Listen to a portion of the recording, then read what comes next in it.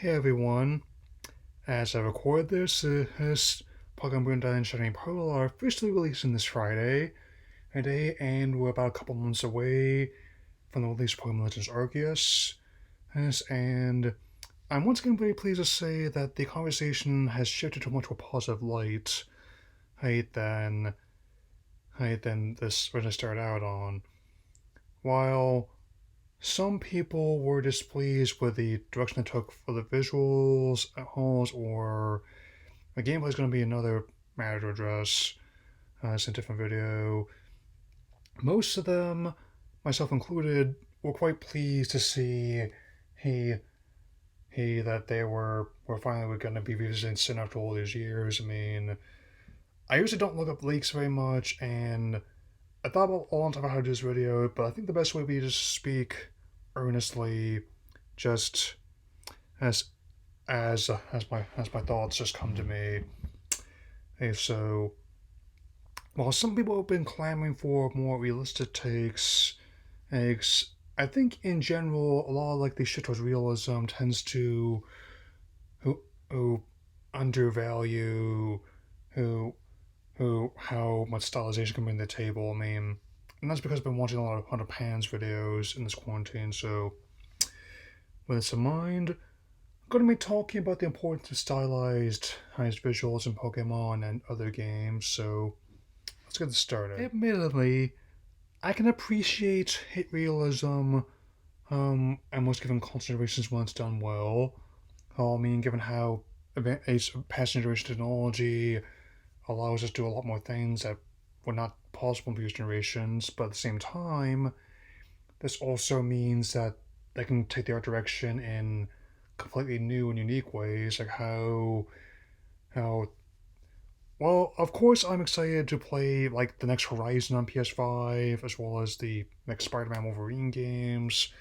I'm also oh entranced by how the new Ratchet and Clank looks and feels like a playable Pixar movie. Like how each individual strand of fur on the Lombax has been rendered, and just how seamless it all looks, like how without any load screens at all. Also, gonna be talking about a whole kind of different ones to illustrate this point, and especially a lot of the initial discourse, and I emphasize initial because in my experience, the furor kind of died off much quicker than previous generations when these remakes. I mean, I actually like the style. Even at the time, Jay was tweeted but both visual styles have value in their own ways, and I also did not see that that reimagined. I actually end up liking like the whole DSD again. As someone who of course was to take hold in the 90s and the early 2000s, I didn't really take as much issue with as others did, and I'm actually really have a soft for this kind of aesthetic, to be honest. And again, and with that in mind, it reminds me a lot of like how the Wind Waker initially faces kind of one people were concerned about how its impact on the brand, and well, let's just say a lot of skeptics at the time or grudgingly were forced to eat crow when the game not only turned to be good, but in fact excellent. In fact, even if it's not my favorite GameCube game anymore, if it's not my favorite Zelda game anymore, it's my favorite GameCube game. It's held up remarkably well for the Wii remasters. Talk about porting that to Switch, and I think it's had much better header than the Space Wolf, which would have queued closer like Ocarina and Majora's Mask style. Even someone likes those games as well. Ocarina my favorite game of all time. The Space Wolf, all demonstration now looks profoundly dated, but at least looks consistently dated with other things at the time, which brings to another point. Realism tends to age a lot quicker than stylization does. I mean, that's why I tend to stand in that debate where that's why a game like Super Mario 64 is easier for me to look back upon than someone like Winback might be. Yeah, because sometimes it even happens when they take a different direction of development, like how I was skeptical when Okami switched from the realistic style they had going for the game to a more cel-shaded one, but once I actually got a chance to play it, and after it, underperformed despite all the Game of the Year awards it won, and and and it still think the whole calligraphy, a brush gameplay mechanic as well as the ukiyo-e influenced graphical style actually fits the setting and the fantasy story they were trying to tell. Oh man, which definitely makes it so it's one of the easier ones to remaster, and over time, and the fact that many of the people at the former Clover Studios went on to form Platinum Games and still making content, and it's also why I really enjoyed their Wonderful 101 so much. Like the whole style was like very much like a Beautiful Joe 3 I never got, man, so to speak. And also Team Fortress 2. They also scripted from like the more realistic military style other shooters had at the time to the now cartoony over the top proportions, and there's like, will we still be playing that game, still talking about it, still memeing it if we had the realistic style? I don't think so. I don't think so. I mean, and it's definitely a another situation where even though something like Metroid often tends to skew a bit more towards the realistic side of the coin, the whole concept still borrows a lot from um science fiction ones, with a Japanese twist. I mean, with and no matter what we're dealing with the the plot lines of Songs of the Bounty Hunter or the more fantasy ones of the Chozos. I mean, as for Grand Theft Auto Definitive Edition, can't say we didn't try. I mean, I'll just deal with that as it comes. Comes, given how I didn't mind the style, but it's got a whole month. It's too many other issues to get into right now.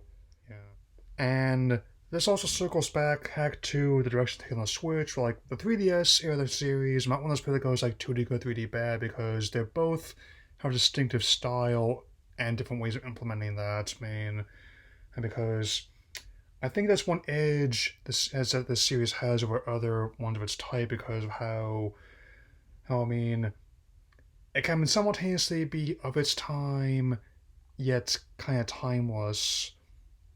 I mean, as in how I mean, that's like the whole line walking between past innovation, past tradition, and future innovations, much as it once came out in.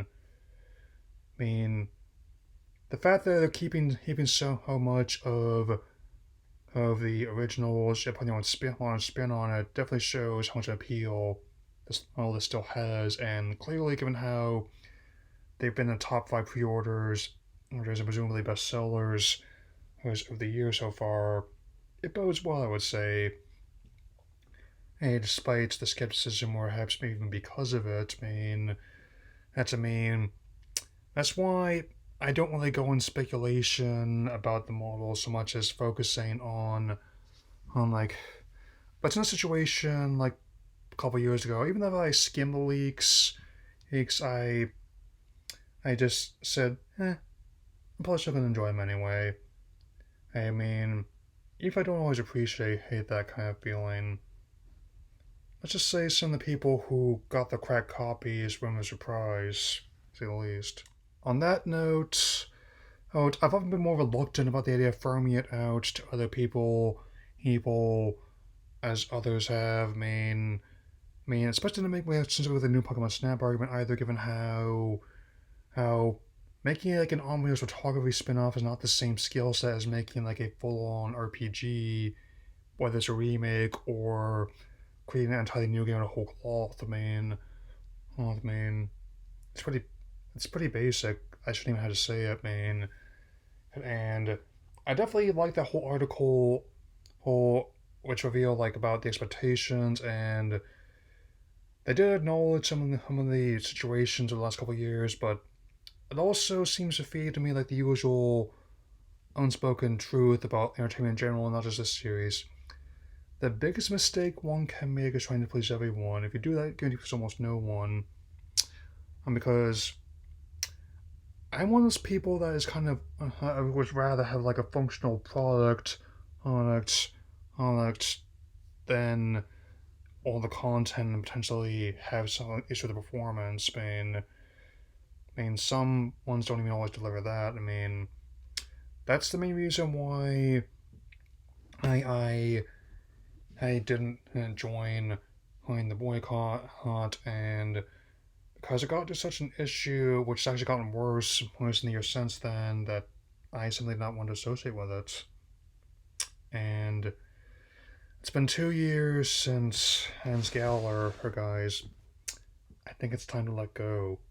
Oh, I mean, because I've argued before that sometimes a game can be more than the content in its decks. That it can also be the experiences we share here as people.